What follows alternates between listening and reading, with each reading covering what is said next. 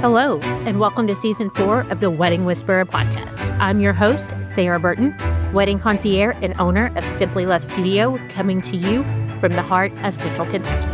Around here, weddings are more than a single day. They're about family tradition, a little bit of chaos, and a whole lot of love. And my job is to help you navigate all of that with clarity and confidence while staying on budget. At Simply Love Studio, I help couples plan their weddings for free, connecting you with the right vendors, realistic timelines, and thoughtful guidance so that you can enjoy the process. This season, we're diving deeper into real connections, what works, what doesn't, and how to plan a wedding that truly feels like you. Whether you're newly engaged, deep in planning, or just love a good behind-the-scenes wedding story, you're in the right place.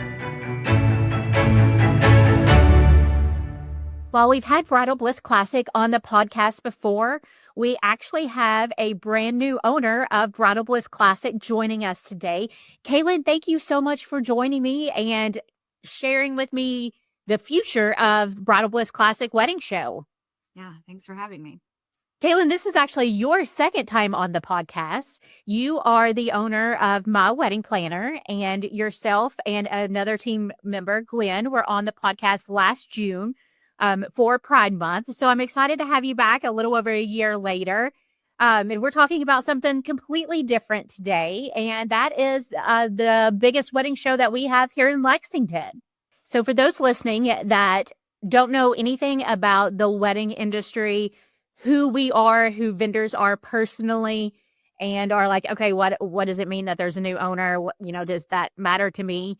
Walk me through a little bit of just a short version of your history in the wedding industry, how you've been a vendor of Bridal Bliss, and kind of how we've ended up here today. I started my business in 2013 officially. I actually started it in high school. I used to work for a caterer here in Lexington and kind of launched the planning business from there. Officially became a registered entity in 2013, and I've had a number of businesses since then, venue management and ownership businesses, Kentucky Event Company, which does corporate events, trade shows, festivals, basically anything non-wedding, and then My Wedding Planner, which does weddings and wedding-related events. So we've got a big team of people, and we love anything and everything event-related. But I started just by myself, and so Bridal Bliss was the very first wedding show I ever participated in early in my career, and was a long-time vendor for all of the shows. Summer Classic, Winter Classic, February Classic, Evening Classic, Morning Classic, Bedtime Classic, any of the classics that Shannon had, I was in. And it was a great way to get to know the other vendors, but it is also a great way to get myself out there when I didn't necessarily have a huge marketing budget. So we were longtime vendors and supporters. And when Bridal Bliss Magazine was a thing, we were big time advertisers in there as well. So we've been around the Bridal Bliss block for a while, but it's been 15 years, February 1, for the Bridal Bliss brand. So Shannon Christie was the founder of that concept. And after 15 years, was moving and was ready to retire. And a mutual friend connected us and said, I don't want to see Bridal Bliss go away. And I think this would be a good mutual fit. So Shannon and I started talking, and, she was very particular about how the brand would carry on, right? She spent 15 years building and creating and curating, and really was that kind of common connection for a lot of vendors in the industry. So I think not only did she feel understandably a commitment to the brand and the future of the brand, but also how these vendors and how these clients would be taken care of moving forward. So we had a lot of conversations about it, and we came and worked the January show with her. Obviously, I'd been a participant of the January show many, many, many, many times in multiple different venues, but I had not worked on her side of the show. So while we've produced many a trade show, I wanted to kind of see her back end and what that looked like on show day. So our entire team came and helped work the show, and really just allowed her to be there in the moment as well for her last show, and let her be a little less hands-on, so that, she's still very hands-on, but a little less like in the contracts and the billing and the setup and all that, so that she could really kind of have a good send off. So we officially purchased the business in February of this year and hit the ground running. So she had already kind of paved the way with the August show. which is at the Clear Story on Sunday, August 30th from 1 to 4. So we're really excited to build off of the brand she started and punch it up a bit and see what we can do.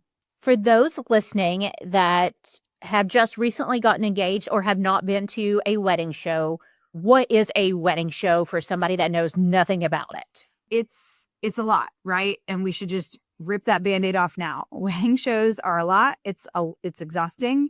1 to 4 doesn't seem like a lot of time, but there's a lot to see. So for the summer show, it is a smaller show, around 60 vendors versus the winter show, which has over 100. The summer show for our brand is more of a cocktail style show, where the winter show is more of a trade show style format. But at this show, you'll see caterers, and they'll have food that you can taste, and cake providers and dessert providers that will have things you can taste, and music and attire and travel planners and wedding concierge and venues and hotels. I mean, there are so many different categories there. And the sole purpose is that you can get to meet these folks, right? You can see that they're real. You're not Googling and putting in ChatGPT, like find me a DJ and then hoping that it's a real person, right? You can see them. A lot of them will offer show rates if you book at the show or shortly thereafter. Not all of them, but some of them will. And it's a great place to do that, like Google research in person, to get to meet them, to get to see some of their product. They typically have things that you can see, whether it's lookbooks or samples or photo walls, some kind of display, and then you can see their work and see what they have to offer. So it can be a little overwhelming, but we like to recommend that you ease in and just go vendor by vendor and make your way around. But really great time to try some food. And it's not obviously a full menu of a catering spread or charcuterie spread or whatever they have, but it gives you a good idea of what they offer, what it might look like the day of, and get some pricing from them. And then, of course, you can take that next step and set up a meeting with them or any other vendor to talk more in depth about your specific details. Perhaps they joined us for the January show this past year at the Hilton, or maybe they have been a bridesmaid before, so they have joined with a friend. If they have been to what we would say is a traditional wedding show at like the Hilton or Embassy Suites, how would you explain to them that this one is different? Not only is the format different, right? This is a cocktail style event versus a trade show style format for the January show, but there'll be some new vendors that have not done a show before, some new vendors that didn't do the January show. The January show, people tend to lean more winter inspired, winter decor, winter focused. This one naturally will lean a little bit more spring and summer heavy.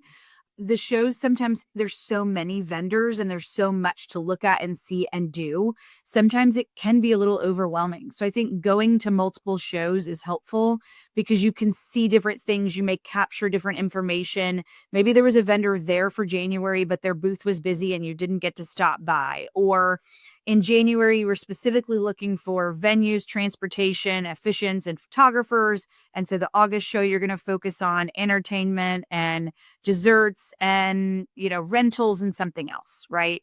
And maybe that same vendor that you were kind of on the rocks about has a different setup. And this setup is what sparks inspiration and realizes that this is the thing you were looking for. And you may not even know that you were looking for it. So I think coming to multiple shows helps. I think it just continues to kind of show you what's possible. And plus, they're just fun. And you can bring your wedding party, you can bring your family. We always recommend too, especially for folks that live out of town, if there are family members or significant others that maybe couldn't make it to a show or didn't make it to a vendor meeting or a tasting or whatever, this is a great opportunity to bring them so they can see it too. And a lot of times we will have like a bride's mom and a groom's mom that will meet and come together, especially if they're from out of town. So we never know as a vendor who we're going to be meeting. We try to never assume anything. And most of the time people will introduce themselves to us and kind of tell us why they're there. They're like, I'm not a bride. It's okay. We're there to talk to anybody that wants to talk about weddings. Despite the show being called Bridal Bliss, this show is open to anyone and everyone, right? So not just the brides.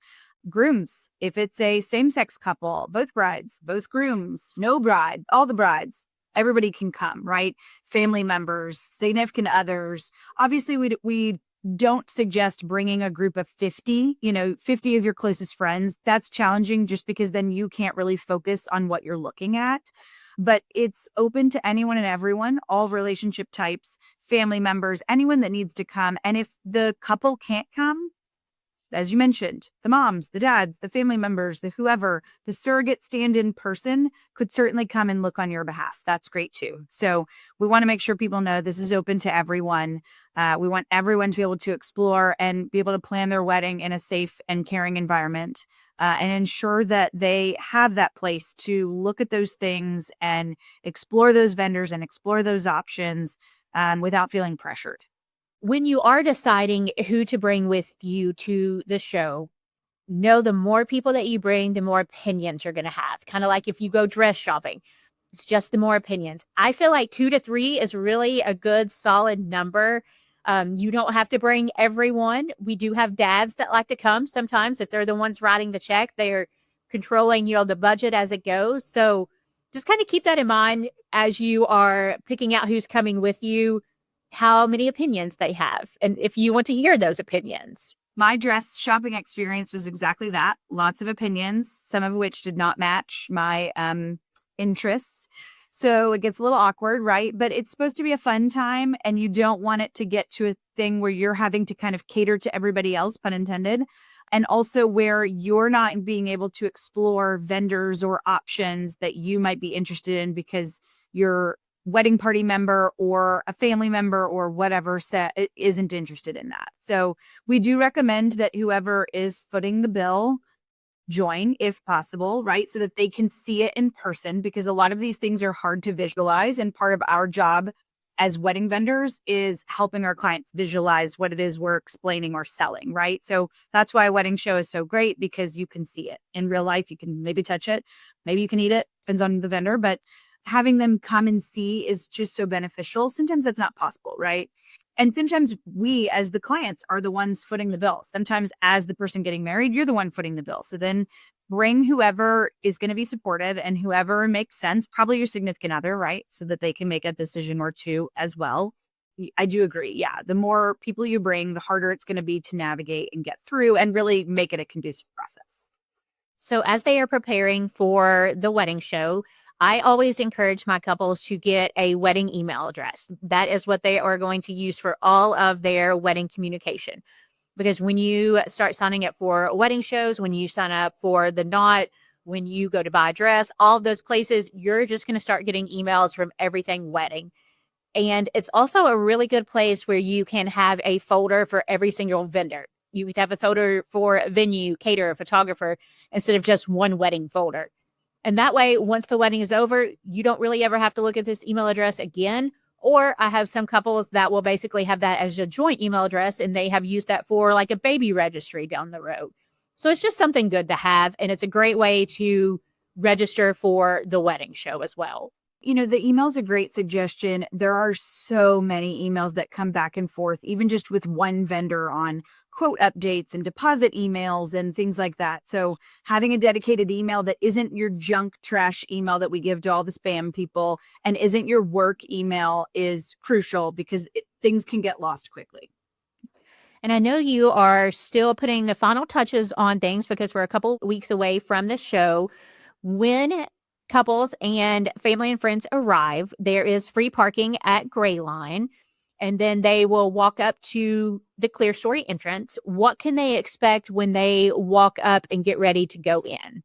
Got a lot of surprises in store this year. We'll have cocktails and mocktails when you arrive. We'll have fun music. We're going to have some fun activations. So I don't want to give all of it away, but we really have some fun things in store. And I think folks will really enjoy this experience. Our goal is that they feel like this is a wedding shower or an engagement party type celebration, to really kind of set the mood for what you might create with these vendors that are there. So we hope you all will join us, and it's free to attend if you register in advance. It is $5 at the door, but the link to register will be somewhere, I assume, on the podcast list. So you can get on there, you can pre-register, and we've got lots of fun things coming your way. Awesome. I can't wait to see what all you have. I will say that the floors at the Clear Story are concrete, and you will be standing the majority of this time. So I always encourage couples to wear comfortable shoes. Although you want to look super cute in your heels and stuff, maybe do those pictures before you leave the house, or if you're at brunch that morning, and wear the comfy clothes for the bridal show, because you will be carrying food, you'll be carrying drinks, you'll probably have some samples, just different things, and you just want to be comfortable. Do you have any advice on how to best prepare for the show? I would always tell my couples to go and look at the Bridal Bliss website a day or two before the show and see what vendors are for sure going to be there, and kind of note specifically if there's ones they want to talk to or if there's categories that they still need to book, and kind of have a game plan going into it. Do you have any advice that you share with your couples? Yeah, I think that's a great recommendation. The map will be posted the week of with where each vendor will be located. So you can map out who you're wanting to meet. If you already have a venue booked, you could skip those booths, right? Or maybe you've already got your wedding reception venue booked, but you're looking for a ceremony location. Or maybe you're looking for rehearsal dinner or a wedding shower, but you've already got everything else. So I think looking at that map and looking at what your needs are and identifying kind of what order you want to make is great. And then just knowing that flexibility is also wonderful, because you may get there and you want to go in a certain order, but the booth that you're trying to get to is really busy, right? So you skip them and go somewhere else. Lots of hydration is recommended. We will have lots of water on site as well, but I recommend not eating in advance. There are lots of samples, especially if you're in need of a caterer or suites and you're going to be visiting those booths. Don't go hit a big lunch right before you come. The show starts at 1. So it's very tempting to like go and have lunch before and, make a whole day of it. But if you're going to do that, I recommend having a light lunch, because there will be lots of treats and things for you to try. And that way you can fully get the experience. The more prep, the better. Go in knowing who you're looking for, right? If this is the first show you've ever done, or you're on the front end of the planning process, then it may be that you have nothing and you need everyone. And so that makes it a little easier, and then you can just stop by every booth. But if you're halfway through the process or you're nearing the finish line, I would definitely identify what you're looking for, kind of have a budget in mind, have some dates in mind, general guest count, because that's a lot of what the vendors are going to ask. What's your date is the first question, right? Because if I'm not available, then there's no reason wasting your time and telling you all my things. But if your date's flexible, or if you don't have a date, then we can talk. So having some of those details kind of in your mind, they certainly don't have to be firm, but kind of having them generally worked out is definitely helpful. You mentioned food tastings. I'm so glad that you brought that up. One of the best parts, even as a vendor, is getting to try some of the food from caterers. I have actually a whole podcast on food tastings, because I think what we see on TV shows and wedding shows is not reality, especially for our area. You do not just get to call up a caterer and be like, hey, I want to come in and do a tasting. It doesn't work that way. It's never really worked that way here. And so with the bridal show, it's a great way to try even just the basics. A lot of times they will have their specialties there. Like Diane with Type A Catering, a lot of times she would have her meatballs there. Like they hand rolled every single one of those meatballs, and she would have like her hot brown dip. A Dre usually has her cheese log roll thing there. So a lot of them will have the things that you're used to seeing, but it's your time to really get to try those without having to make a commitment. It's also a great way for parents or even the groom's parents to try some food for rehearsal dinners. Yeah. Because a lot of times mothers will think that they get to do a tasting for a rehearsal dinner, and it unfortunately doesn't work like that most of the time. So getting to try the food and getting to take usually a cake sample home with you is one of the best parts about a wedding show. Well, and it's a really great way to kind of sample. And then once you book a caterer, you can do an expanded tasting scheduled in advance, of course. A lot of them require a contract in order to schedule the tasting. So this lets you kind of decide and narrow down who you're more interested in. And then if you want to set up those paid tastings, or you're ready to sign a contract and then do an expanded tasting, you can do it based off of your actual menu. But if you go to a vendor booth and you don't like the presentation at all, mall and you hate every single thing that you see and you try something, it's just not good, then you don't have to waste your time setting up a meeting and going through the process of the back and forth about the quotes.